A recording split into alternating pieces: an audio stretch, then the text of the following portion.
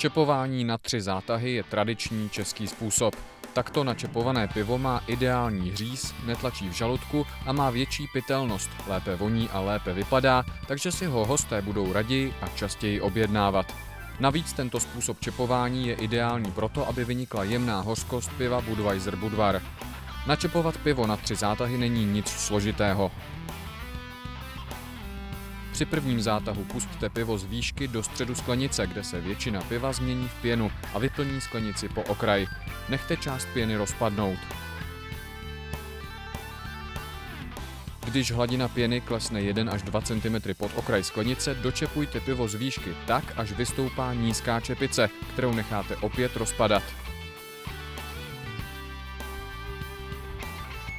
Když čepice klesne zpět na okraj sklenice a pěna je vysoká asi 5 až 6 cm, přitiskněte ústí pípy ke stěně a doplňte hladinu piva pod rysku, čímž vytlačíte asi 2 cm vysokou čepici pěny nad okraj sklenice.